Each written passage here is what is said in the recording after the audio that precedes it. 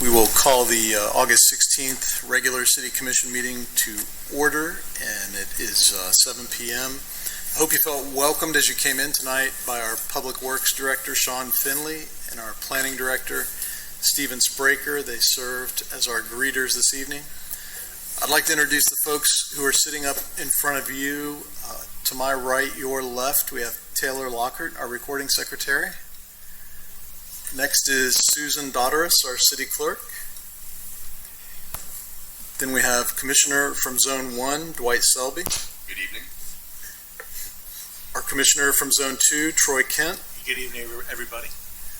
To my left and your right, our Deputy Mayor and Zone 3 Commissioner, Susan Persis. Good evening, everyone.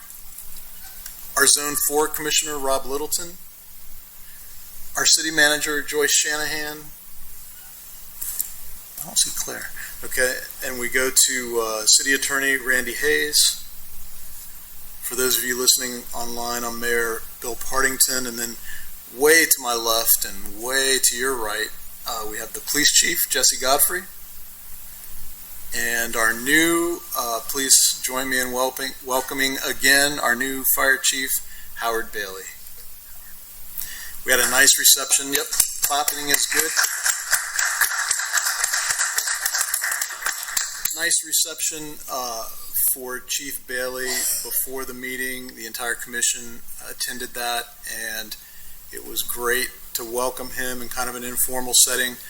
There was a little cake involved, and basically the chief has had an amazing career focused on public service, education, all the many aspects that go into the fire service, and then but he's not done yet. He's saved the best for last. And so he's here in Ormond Beach, and we're looking forward and feel grateful to have him and his experience with us. So at this time, if you would please silence your cell phones, make sure they're silenced, because if they go off during the meeting, you have to buy pizza for everybody. That's Mayor Kelly's rule, not mine. And if you would, we'll have the invocation given by Pastor Kevin Mahoney from the Rima Ridge Baptist Church, and that'll be followed by the Pledge of Allegiance.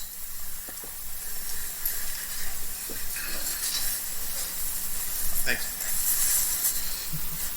Heavenly Father, we come before you. We thank you so much for this great city we live in, and ask, Lord, that you guide each hand, each moment tonight in this time of taking care of the business that's at hand for all the things and the workings of the city. Lord, we lift up the mayor, we lift up each one of the commissioners on the board, and again, Father, touch each one. Again, Father, touch each one that's in this room tonight. Again, Lord, that unity, peace, and Lord, a great deal will get done, a great deal of business. We thank you for our police department, our fire department. Lord, thank you so much for them. And I ask, Lord, you keep them safe each single day. Bring them home safely at each night and at each shift. Father, thank you for our military that's around the world tonight, defending the freedom to be here. And Lord, to be able to do the business that we're able to do. And Lord, again, thank you for all the blessings you could put on each one of us. And these things we pray in Jesus' name. Amen. Amen. I pledge allegiance to the flag of the United States of America and to the republic for which it stands, one nation, under God, indivisible, with liberty and justice for all.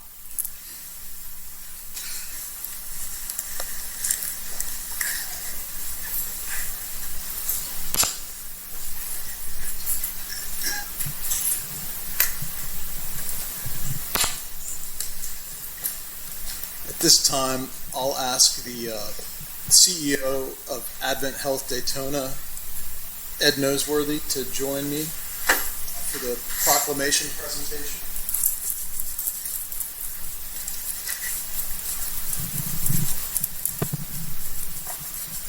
Ed, if you would face the audience, I'm going to hand you the proclamation and let those folks see you with it while I read it.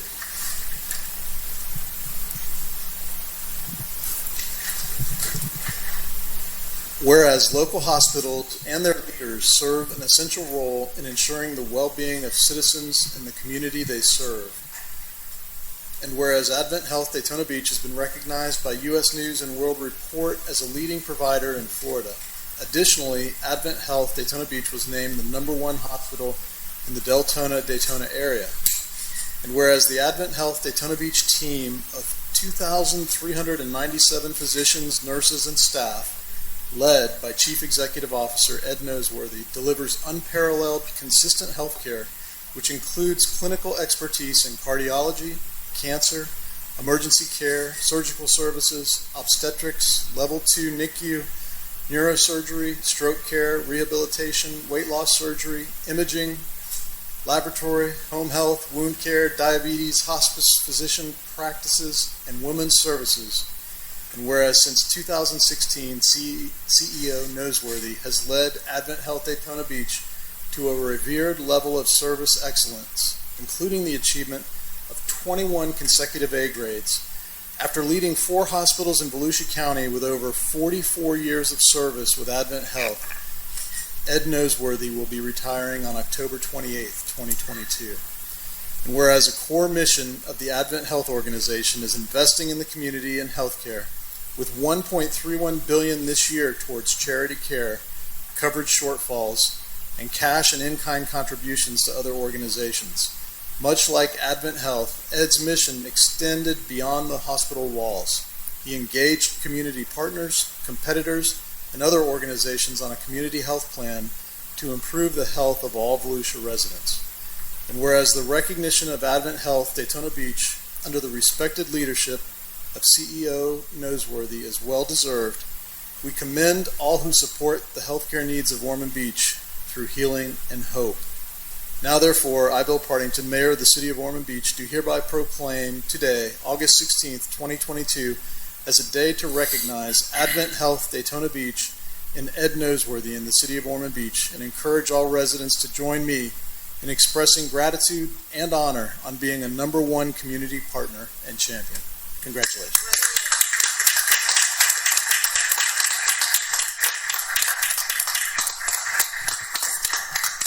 Now I've got just one more thing, Ed, and then we're going to get a picture with the entire commission.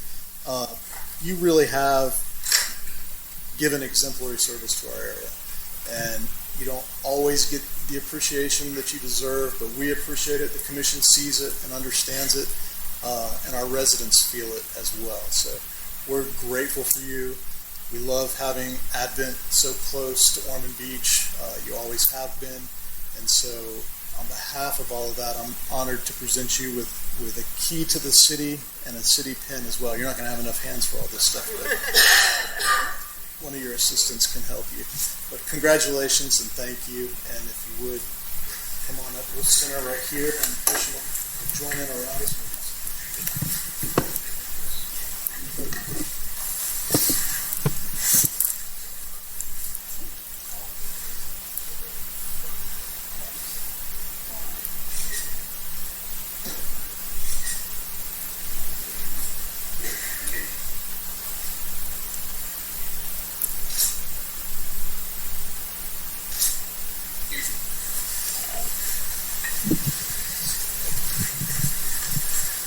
Thank you, Mayor Partington.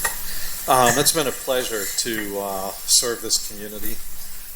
We take great pride in driving excellence. I wish I could say we're perfect every day, but we strive for that every day. And we want to make sure that we are here for each member of our community. And again, thank you for your support and the city's support in everything that we get to do. So thank you very much. And you guys will always be in my thoughts. And the reason I'm wearing a mask, it seems like it's outdated, but I just traveled back from Canada taking care of my mom. And anytime that I travel, I always like to wear the mask for at least 5 days. And that way it keeps everybody safe. So safety is #1 in my head. So I leave it to that. So take care, and thank you again.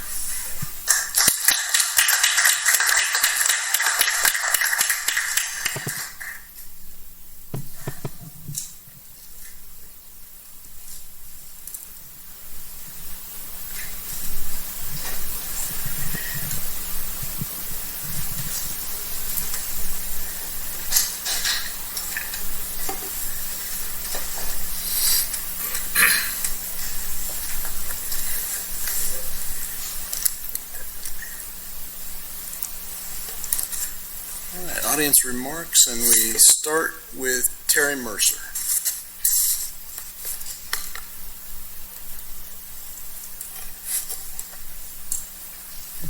Good evening. My name is Terry Mercer, and I live at 31 Dix. And earlier today, I sent all of you an email concerning the State Road 40 redo. And I just kind of wanted to talk about it for a little bit.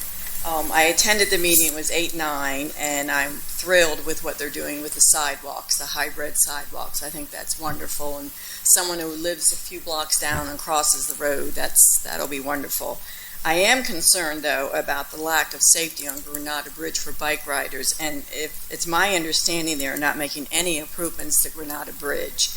My husband and I are avid bike riders, and we cross the bridge a lot on our bikes, and that we've noticed that the actual bike lanes could be repaved again. The biker that's embedded into the concrete or the asphalt there, half those markings are gone.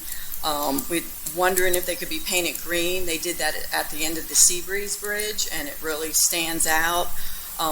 There could be poles at it, not heavy poles. They did it on the Sweetheart Trail. They put poles in to separate the bike trail from the drivers. The signage is kind of lacking, I think. Some of it's actually hidden by vegetation, especially when it's in the early morning and the sun's coming up. These are just some things that we thought could be done, and I don't know where in the project this is, but then the other thing that concerned us was how when we ride it, we turn right no matter which way we're going, we turn right and we go down the side roads. There's no signs heading east. There's no signs directing bikers to go right and how to get around side streets, which I thought, I served on the BPAC, and I was pretty sure that was something that we were supposed to do. I know heading east, there is 2 signs. It goes down Beach and then Lincoln, I believe, to get you around 40 and not put you on a dangerous road. And I just don't see how they're going to have bikes on a road when you're coming 40 miles an hour off the bridge. I just don't understand that, and why we can't have bike lanes there, maybe even, I know this is a sin, take some parking out, but we have lots of parking. I counted them, remember? We have lots of parking. So anyway, this bridge is part of the Ormond Scenic Loop and Trail, it's part of the River to Sea Loop and the East Coast Greenway. So I really think it's something that if you can do anything, look at this and just see what you can do to help make it safer for bikers. We're out there. I've seen kids ride it. E-bikes, there's a store now that's renting e-bikes, lots of e-bikes on it. Thank you, So Terry. anyway, that's all. Appreciate it. Yep. Thank you. Next is Dora Lewis.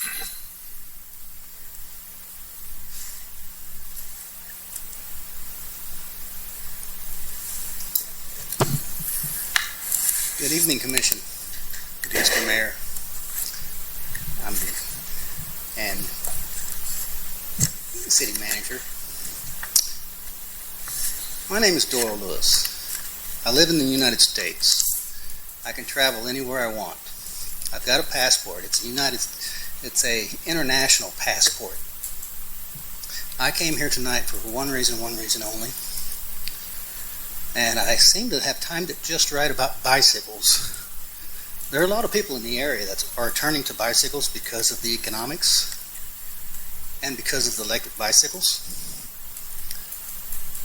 The bicycles that are having the really large 4-inch tires, we need to actually take a look at the pedal bicycles because those won't even fit on a bus. The bus racks are outdated. They need to look at that. That way they can travel a little bit easier. The parking for bicycles is non-existent, except for small bicycle racks that are mostly pretty old. We need to look at how we can secure the bike when somebody is riding for a distance, because some of these bicycles can run $1,000, $2,000, $3,000, $4,000. And if you can't secure the bike, they won't shop. They can't secure the bike, they'll have to have somebody watch it, because I've had a couple of them stolen. That's a very serious issue when you got a $4,000 electric bicycle. The bicycles are not even close to motorcycles, but this would also pertain to some motorcycle parking too, because we have no motorcycle parking that I can see. I parked my bicycle down at one of the parks down here on the south side of Ormond on A1A, and the city worker gets mad at me because I have a bicycle beach cruiser with a trailer, and some of these bicycles can carry your surfboard. Well, you're normally wanting to park it somewhere, maybe secure it and go surfing for maybe 30 minutes to an hour. How are you going to watch your bicycle? There's no way to lock them. All the county ramps, there's no place to park a bicycle or a bicycle trailer that might be hauling a surfboard or some type of canopy for the beach. I've actually removed my bike and taken it to the county off-beach parking. They thought I left it there overnight. I'd go to the beach, then I'd do some travel, then I'd come back and get it. Did it 3 days in a row. They took my bicycle. They won't even tell me they did it. But I know they did, because if it had been stolen, they wouldn't have taken everything. So I'm running that down right now. My name is Dora Lewis. I've got a passport, I got a driver's license, and I ride a bicycle in Volusia County. Thank you. Thank you, Dora. The minutes from the August 3rd, 2022 City Commission meeting have been sent to the Commission for review, also posted to the city's website. Any additions, deletions, or corrections? I move approval of the minutes from the August 3rd, 2022 meeting. Second. Moved and seconded. All those in favor, please say aye. Aye. Opposed, like sign. And we'll show those passing unanimously. We are now on the consent agenda. Does any member of the commission wish to pull any items from the consent agenda? Mayor, I'll move the consent agenda. I'll second that. Moved and seconded. Please call the vote. Commissioner Selby, Yes. Commissioner Kent, Yes. Commissioner Persis, Yes.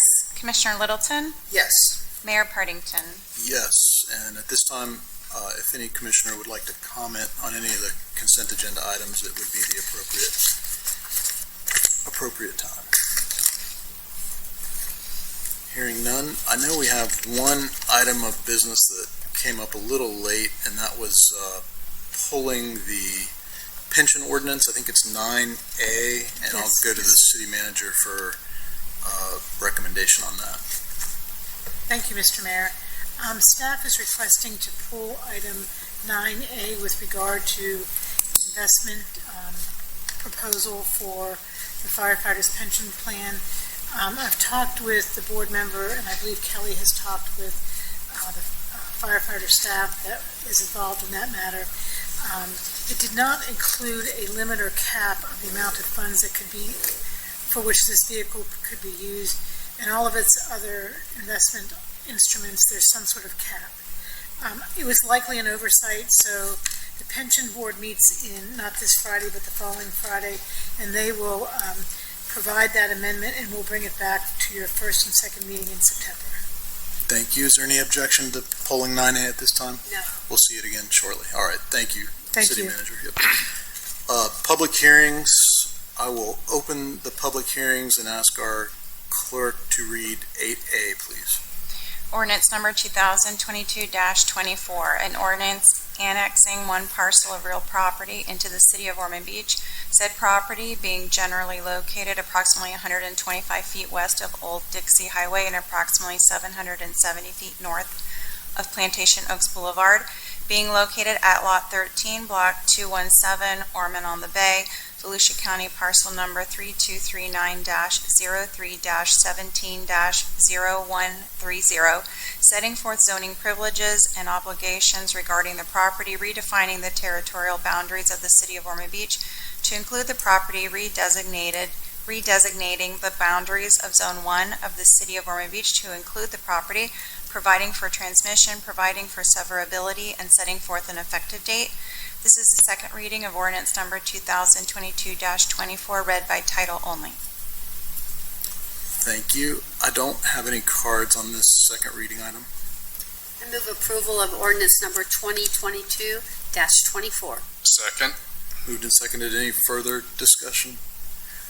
Please call the vote. Commissioner Kent, Yes. Commissioner Persis, Yes. Commissioner Littleton, Yes. Commissioner Selby, Yes. Mayor Partington. Yes, and we will close the public hearings.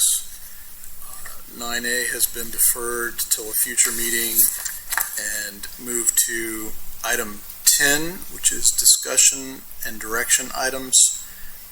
10A, and are we starting, Joyce, with you or with Stephen? Stephen Spraker, our planning director. Good evening, Stephen Spraker. So this is a discussion item to determine if the commission is interested in a joint participation agreement. The property we're discussing is 901 Airport Road. It is located at Airport Road. Here's the railroad tracks. It also abuts the Tomoka River. The airport business park is located here. I think it's Oak Point Business Park. And then Riverbend Nature Park is also abuts the property. If you recall, in November of last year, there was a Volusia Forever item which city staff encouraged property owners to apply for the Volusia Forever sites. This property was one of the sites where the property owner expressed interest. They applied. The property, again, is about 18.6 acres. It has an industrial zoning. Previously, it was approved for about 80,000 square feet of industrial use in the early 2000s. It has a land use that has both industrial and open space conservation. The open space conservation is down where the river's at, and again, it abuts the nature park. So as the review went through Volusia Forever at first, it was put on a Group B list. So they had an A list, and a B list. The B list basically was a worthy project, but it didn't have a funding source. So Volusia Forever was looking for partners in funding. In June, St. John's River Water Management District was seeking property for a Florida Department of Transportation mitigation. So they were seeking for properties in this general area. And the concept came up of a joint partnership where the city, St. John's River Water Management District, and Volusia Forever all cost participate. There was an offer that was made to the property owner at $770,000, contingent on both the city commission authorization and Volusia County authorization. So the concept of the joint participation is St. John's would pay 60%, $462,000. The county would pay 20%, $154,000, and the city would also pay $154,000. The three parties would split the closing cost, which is approximately $7,000. So the total investment would be $161,000. The framework presented in your staff memorandum was that the city and Volusia County would jointly own the property. St. John's would maintain a conservation easement over the property. The conservation easement would allow recreation activities such as a bike trail, bird watching, non-vehicular trails, so basically passive recreation on the entire parcel. The city would need to develop a management plan, and the city would basically incorporate that in with Riverbend Nature Park. So the purpose tonight is to determine if the commission is interested. If they are interested, we put together a schedule. Volusia County would go on their September 6th agenda. We would bring the item back to Commission for action on September 21st. The next day, St. John's would order an environmental analysis and title commitments, and then St. John's would review the final joint participation agreement on October 11th. Staff is available for any questions. Any questions for Stephen? Commissioner Selby. Yeah, Stephen, did you say St. John's was considering an FDOT mitigation? What does that mean? I mean, I saw that in the write-up, and So my understanding is they have a roadway project which has wetland impacts. So they need to mitigate within a certain geographic area. So this parcel falls in that geographic area where they can mitigate. Typically, I think when St. John's first went through, they were looking for a conservation easement. They don't need to buy a property to protect it. They just need a conservation easement. So Volusia Forever, to their credit, said this was a parcel that was identified as a key parcel. They had funding. They contacted the city to see if we had an interest. So that's kind of how it came So about. why is St. John's spending money to create an FDOT mitigation area. I don't get the connection. Why isn't FDOT putting some money in the deal? They are. The St. John's money is from the Florida Department of Transportation. St. John's is the entity that's getting the mitigation. Okay, so the So 540,000 is 642,000 is from the Florida Department of Transportation that they gave to St. John's, who's then trying to find a parcel to preserve. and what they need is they just need land that sits fallow, that isn't disturbed. Very, Yeah. very similar to a wetland mitigation. Uh-huh. They need to buy credits for the impact they had on the roadway project. So it's the wetland portion of the site that qualifies for that, not the upland. I think they're interested in the entire parcel of basically preserving it, wetlands and uplands, and basically making it a recreation parkland type of use. Okay, thank you. Deputy Mayor Persis. Would the city and the county split, or would we be like 50-50 owners? Correct. Under the joint participation agreement. 50-50? Yes, Okay. yes, ma'am. Any other questions? Well, I just have a comment, and that is, I'm really struggling with this one, because this is 8 acres of industrial land, and oh, Brian is here. Okay, Brian. Maybe, Brian, you can address this, but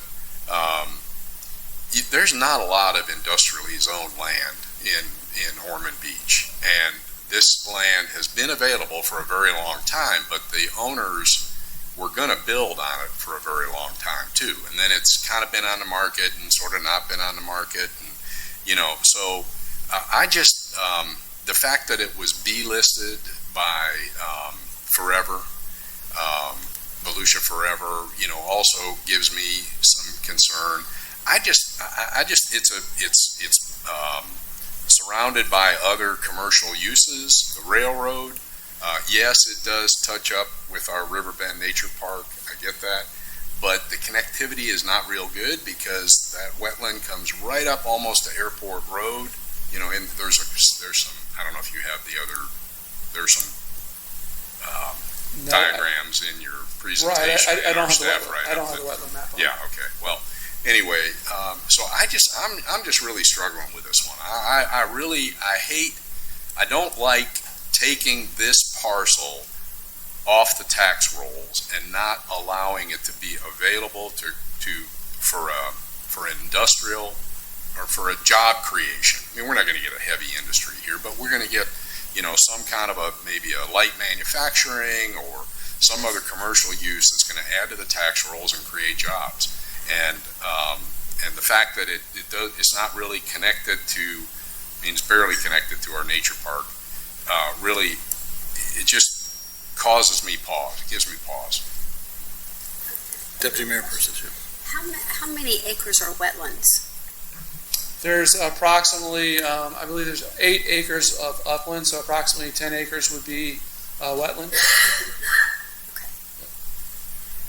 Yeah, I don't have a problem with, it's kind of like we're saving this area for a beautiful park and for some bike paths, and people, want those bike paths. And when we hear that over and over again, that's what people want. So I'm not opposed to this, really at all. Thank you. Anyone else? I'll just put it out there. I think staff did an amazing job. I mean, it was B-listed for lack of funding. And so, and our residents are clamoring for this. I mean, it couldn't be more clear in the Parks and Rec Master Plan update and other surveys that we've done that they want open space, they want trails, they want preserved land, and this fits. I mean, check, check, check. It knocks off every single one of those that our residents are demanding from us. And it's an opportunity for the city of Ormond Beach to be a good partner with the county of Volusia and the St. Johns River Water Management District, and in a way, FDOT, all to satisfy the needs of our residents who are asking for this.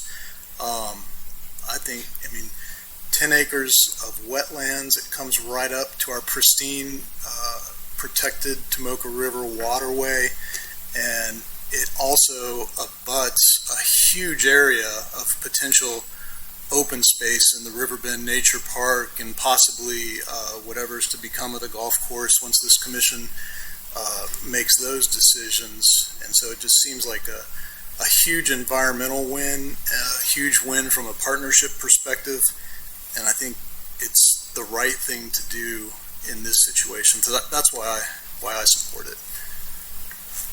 Anyone else? Mayor, can I just, Sure. one other comment?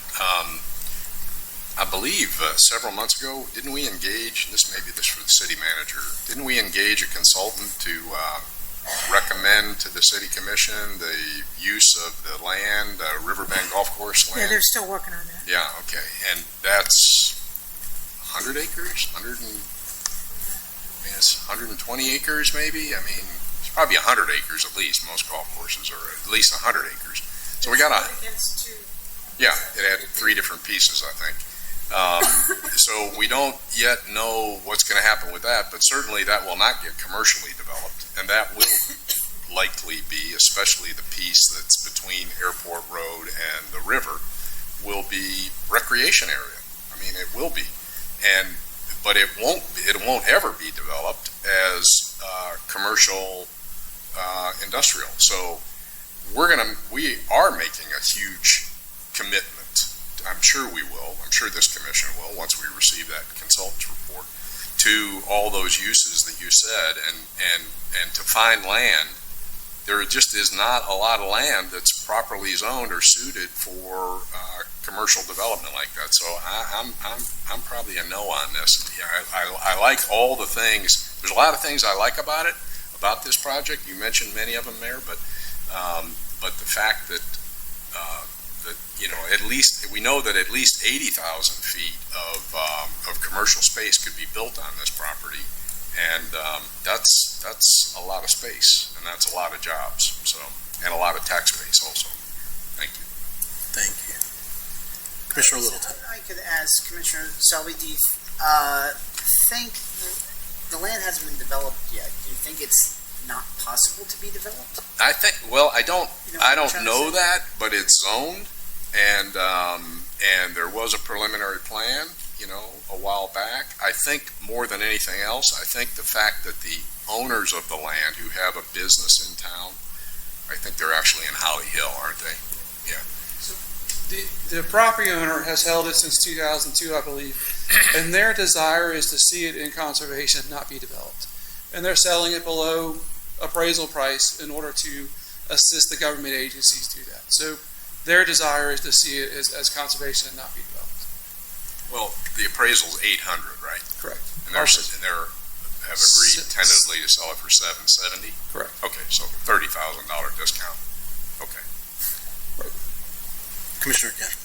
Yeah, so what I didn't like about this deal was that it is perfectly located for light industry right in there, and also I love the location for a business to have access to that railroad right there.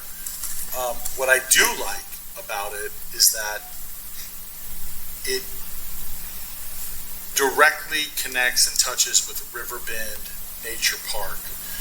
So, for me, looking at that and looking at what our residents have told us, I am going to support this tonight, so that we and future commissions and our residents can turn that into something that they'll be proud of forever.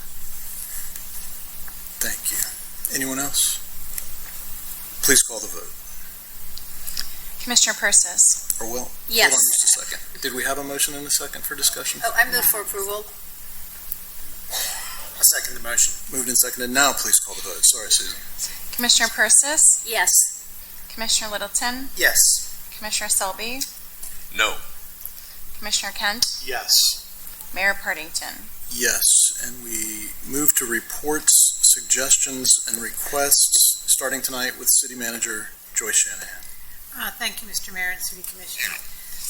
We're nearly complete with our storm water lining project that has begun earlier this spring, and work on the sewer system along Granada and under Granada is being completed. The Sanchez Park, remember we had that park that was damaged by fire. The equipment has been received by the contractor, and staff has scheduled a pre-construction meeting with the installer, and so installation is scheduled to begin for early September. There were some comments at a prior commission that has taken so long, but really it was because there were custom colors for this particular playground that were honoring that child that was killed. And the family members, we consulted with them before replacing that, and it took a while to get those custom colors. So we weren't dragging our feet there, but I just wanted to let you know that. You may have seen some work last week and over the last couple of weeks. We applied for that hazard mitigation grant program to replace the doors and windows at City Hall, Police Station, and Public Works with impact-resistant doors and windows. So that project is nearly complete, and so we got a big-time grant for that, so we were very pleased about that. Let's see what else. So this week, you may have noticed that this was the first week of school, but unfortunately, the Florida Department of Transportation's they were doing a stormwater project relining as well, but their contract timing didn't come in as we would have liked, and they started that this week on the first day of school. So we talked with them and we're coordinating with them, and we were a little frustrated by that process, but we have a great working relationship with them, and we're working on that. Likewise, some of you may have noticed that there's some screening that's across the street on North Beach Street. FDOT is working on the fenders of the bridge, and so they need a barge to get into the river, and so they were staging there. That's just not a good place to stage in a residential area, so staff is working with FDOT to find a new location for staging. The real issue is that they still need access to the waterway because of that bridge, so Alex and Sean have their work cut out for them to find a place to store that. When they were doing work on Granada, up right near the railroad tracks, there's that vacant lot on the, what side is that? North side. Thank you. Yep. I can't, my brain doesn't work. No, I got you. And so we're maybe working to see if they can use that, and then talking with Ike Leary over at Sanchez Park to see if they can launch the barge over there and not be too impactful. So if you hear something like that, give me a call. I've received a number of calls about what that looks like. I know that the Ormond Yacht Club is also replacing their windows in their 100-year-old building, and they're staging over there too, so that was kind of a challenge to work all that out. So we're still working that out. And lastly, but certainly not least, the movie on September 2nd is Sonic the Hedgehog. So I'm happy to answer any questions if you have any. Any questions for Joyce? Thank you. Next is City Attorney Randy Hayes. Nothing tonight, thank you. Thank you, Randy. And tonight we start with Deputy Mayor Persis. Good evening again, everyone. I just wanted to start with, I think Terry's still here. I appreciate your comments about the bike safety on the bridge and on Granada. I have had several emails about the same thing that you brought up to us, and I'm hoping that, maybe the city can look at that and do whatever we can to make it safe. I mean, restriping and rebranding the bridge or doing something, because I do think that's going to be an issue. So, Joyce, I hope we can just take a look at that. So, and I want to thank Terry for bringing it up, because I was going to as well. So, thank you. Also, I wanted just to thank the city for allowing me to go to the League of Cities 100-year celebration last week. It was a great conference, a lot of wonderful sessions. I learned a lot. I learned again how Ormond Beach is always way ahead of the curve. I went to one of the sessions, which was very interesting. Was responding to mass shootings and advice to city leaders and advice to people on how to handle that.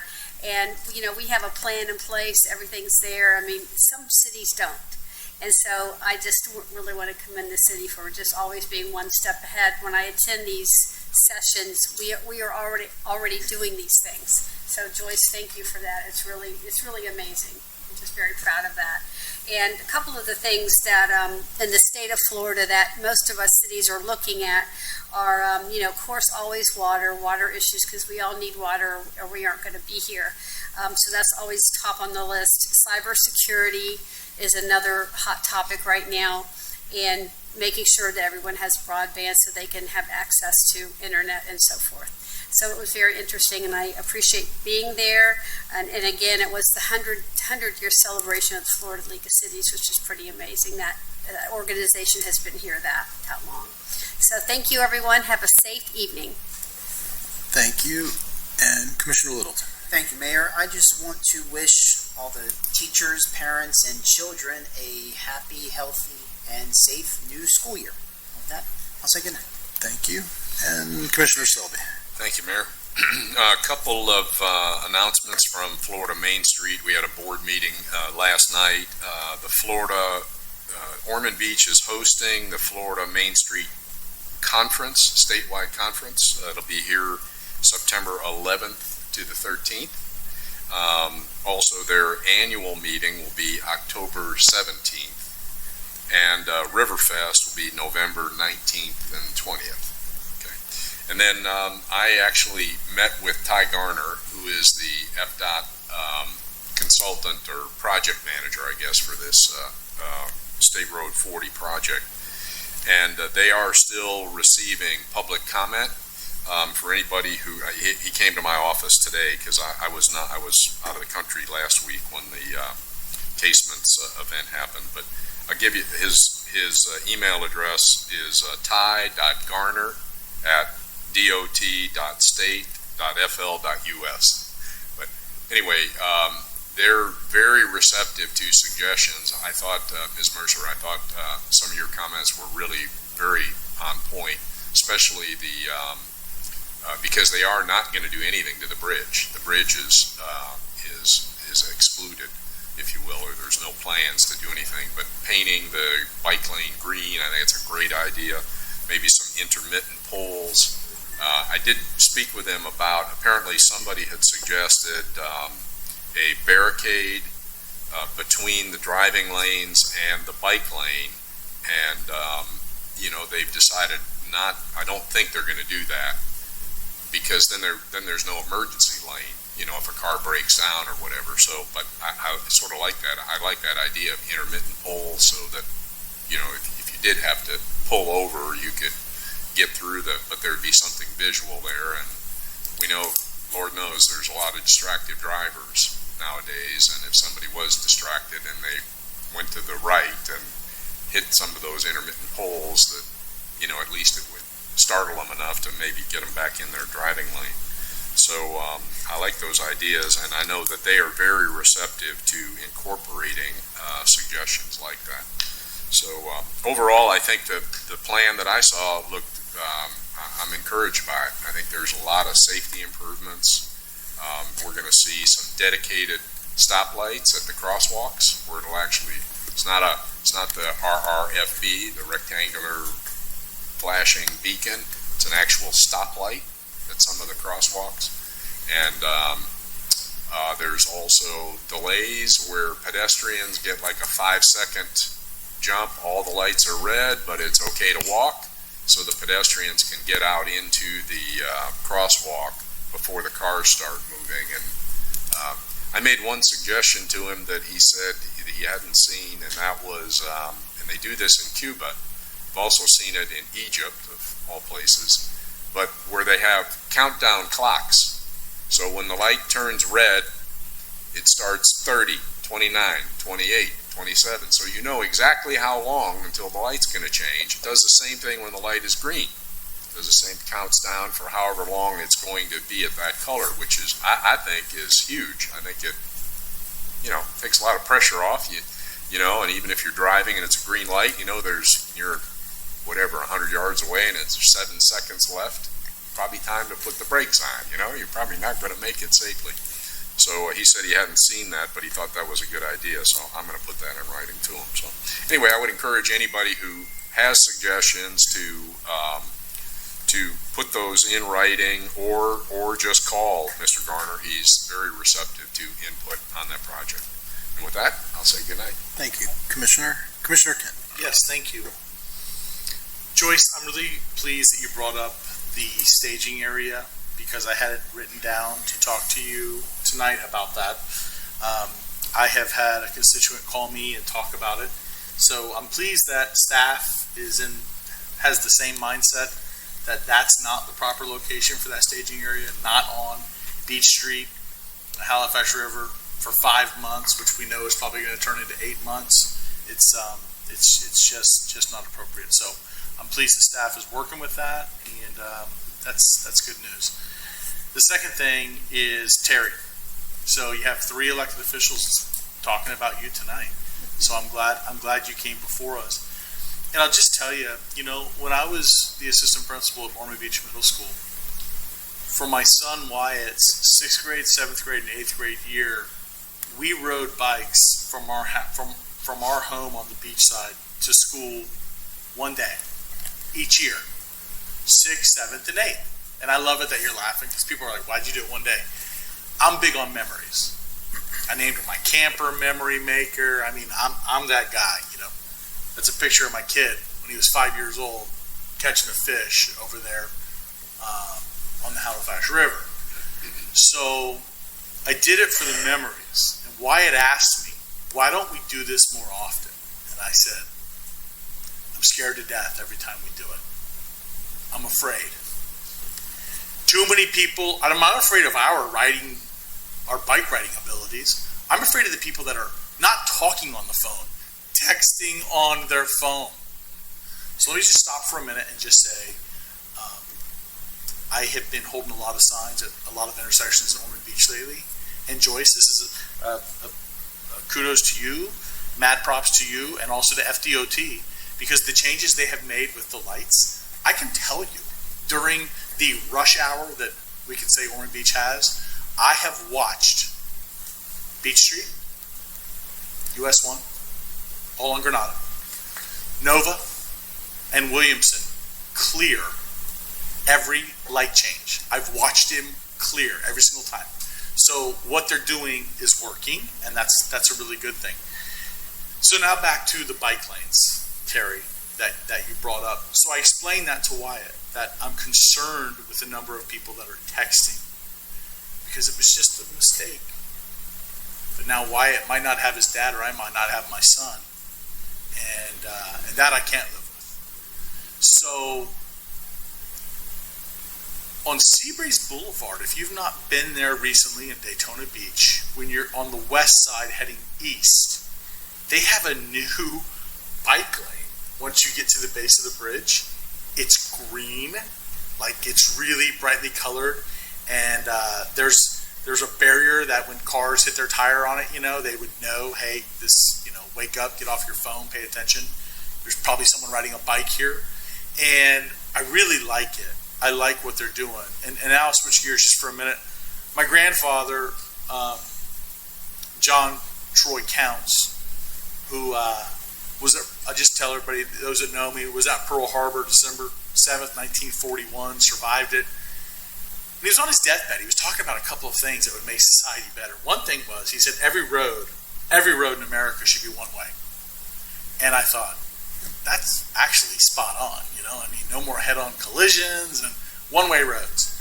He didn't mention this, but I always thought, why do we as a society, I know why we do it, it's finances, but you put bike lanes next to cars that are traveling at high rates of speed, like, it's madness. Like, why are people not jumping up and screaming and saying, no, quit putting bicyclists right next to 3,000-pound vehicles? It's not a good combination. It ends badly for the bicyclists. But that being said, listen, if we all had a magic wand, but we don't. So I hear what you're saying, Terry, and there is a concern, especially when you're coming down that bridge, either direction. And interesting enough, when we went to Ormond Middle, from the beach side, we turned right and going home. We live on the South Penn, we turned right. So thank you for bringing that up. And I end tonight, Commission, with a special man that's in the audience. He wasn't here a couple of meetings ago whenever we named the South Ormond Neighborhood Center after his incredibly talented and beautiful bride and himself, Joe Daniels. But Joe Daniels is here tonight, and Joe, I just want to say, I mentioned something that night. You weren't here, but if your ears were burning, you knew about it.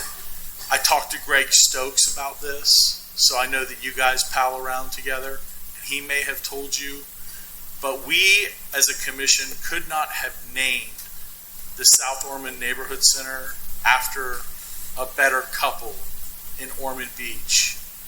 You are a good man, and you are a great mentor to many other people, but to younger men. I watch it with Greg Stokes. I watch it with me and many others. And I just wanted to say congratulations, but the really big reward goes to the city of Ormond Beach for having your name and your wife's name on a building that you spent and continue to spend so much time in. Congratulations, Joe. And with that, good night, Commissioner. Thank you, Commissioner. And I too attended the Florida League of Cities 100th anniversary conference, and thank you, Commission, for allowing me to go. It was really one of the best conferences ever. Of course, they're coming out of the pandemic, and there's hundreds of people that attend that from all over the state. I think they estimated about 1,300 total staff and elected officials. I serve on the board of directors, which is an honor for me and for the city of Ormond Beach. Also serve on the executive committee of the board of directors, which is also an honor, and I've been proud to do that. The Florida Municipal League is the largest, the best, the most well-structured and funded municipal league by far in the entire United States. So out of 50 states, Florida has an incredible league that we use as a resource in a variety of different areas. But one thing to note was that Mayor Burnett took over the 3rd District representation along with me. Mayor Burnett took over for Bob Apgar, who is retiring after over 2 decades of service on the board of directors, longer than that for the city of DeLand. And so congratulations to Mayor Burnett. Also, I had the opportunity to present on the cybersecurity panel presentation last Wednesday with our assistant city manager, Claire Whitley. She did an amazing job going through a potential data breach situation that occurred about 5 years ago. From the staff perspective, I presented on the elected official perspective, but those comments were well received, and the person who puts that seminar on is now preparing a report with a lot of that information.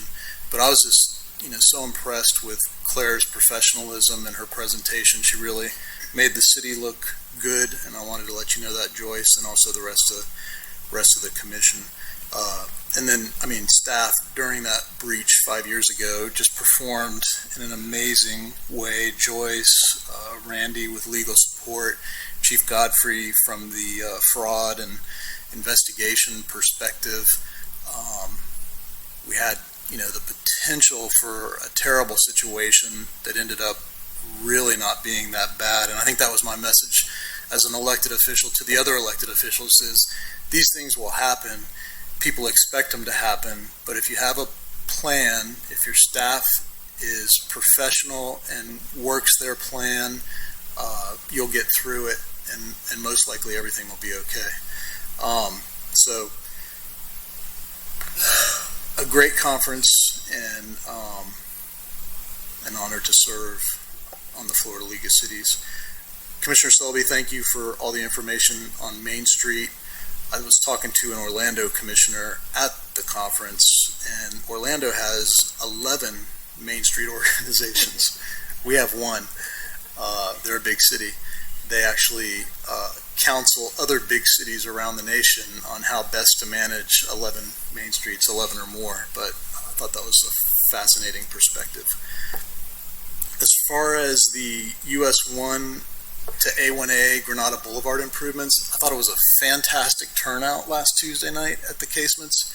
Just, I don't know, I saw between 60 and 80 people over the course of the time, and I was so proud of our residents for coming out, residents, business owners, chamber, really just so many different people and groups there talking to FDOT, giving their input, sharing what their concerns were, and that's the time to do it. I mean, FDOT, we've shown in the past, they do listen and they want our input.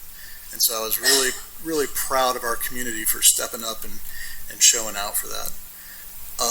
Terry Mercer, I thought your email was excellent. I thought that after I read it, I thought what a nice job she did with that. I agree that our bridge really doesn't meet the Ormond Beach community standard. It's a continuous source of disappointment for me. I'd be in favor of a bridge committee. I think it needs to be lighted underneath. I think it needs to be painted. The ISB bridge in Daytona is beautiful. I hate it when other cities do things better than we do. But our residents deserve a nice looking bridge. And if that includes bicycle safety improvements, I think that would be fantastic. You know, somebody asked me about painting the road green where the bicycles are supposed to ride, and I told them it's not my favorite thing, but it's better than nothing. And so long as the state of Florida treats a bicycle like a vehicle, they have to follow the exact same rules as a vehicle. They're governed by state statute. Then you have to make provisions for them on the roadways. And the green paint is one big way to do it. Some delineation of a lane just for them, I think, is another way to do it, whether it's the paint or other markers, road bumpers, whatever it is.